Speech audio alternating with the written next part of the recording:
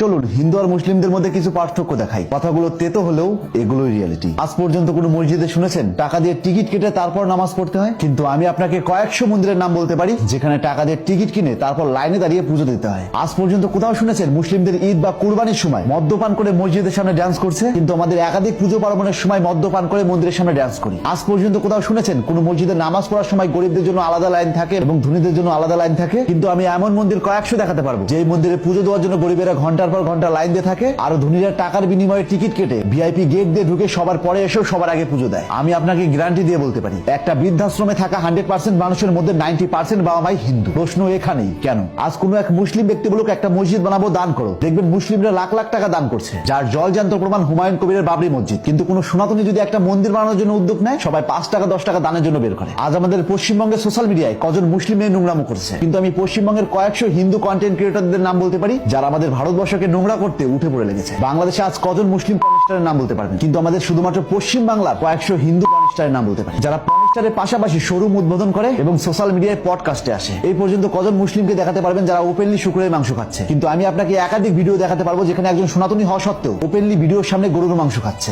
আজ পর্যন্ত মুসলিম ধর্মগুরু মোহাম্মদ সাল্লাল্লাহু আলাইহি ওয়াসাল্লাম ও কুরআন নিয়ে একজন বাজে মন্তব্য করেছেন আর সমগ্র মুসলিম প্রতিবাদ করেনি, এরকম ঘটনা কটা দেখাতে পারবেন? কিন্তু আমাদের ভারতবর্ষ হিন্দু ইসলাম হওয়া সত্ত্বেও একজন সনাতনী বলছেন রাম মুসলিম ছিলেন, একজন নেত্রী ব্রাহ্মণ হওয়া সত্ত্বেও সবার সামনে হোলি মুবারক বলছেন, কেউ কেউ বলছেন শিবলিঙ্গ বেকার জিনিস, কিংবা রাস্তায় শ্রীরামের পোস্টার পড়ানো সত্ত্বেও কজন সনাতনী প্রতিবাদ করেছেন। আর যখনই আমরা এই বিষয় নিয়ে কথা বলবো তখন আমাদের পশ্চিম বাংলা ধুতি পাঞ্জাবি পরিহিত কিছু ভণ্ড ধর্ম প্রচারক আমাদের সেকুলার মুসলিমদের দালাল এমনকি সনাতনী বিরোধী বলে। তো তাদের উদ্দেশ্যে একটা কথাই বলতে চাই, আপনি যে চেঁচাচ্ছেন সনাতনী জাগো সনাতনী জাগো, এক ফার্স্ট আয়নার সামনে দাঁড়িয়ে নিজেকে প্রশ্ন করুন আপনি নিজে জেগেছেন তো? যদি সত্যিই জাগতেন তাহলে অন্য ধর্মকে কটূক্তি না করে নিজের ধর্মটাকে আগে কারেকশন করতেন এবং আমাদের সনাতন ধর্মশাস্ত্র যারা সবচেয়ে বেশি বিকৃতি করেছে সেই অত্যাচারী ব্রাহ্মণদেরকে সবার আগে বয়কট করতেন। বিশ্বাস করুন আমি খুব ভালো করে জানি আমার কথাগুলো খুব তিতা, যার জন্য সবাই সহজে গিলতে পারে না। আর মানতে কষ্ট হলেও সত্য সবসময় তিতাই হয়। তবে এটা তেতো হলেও উপকার আছে। আপনার মূল্যবান মতামত জানান কমেন্ট বক্সে। তাই আজ থেকে চোখ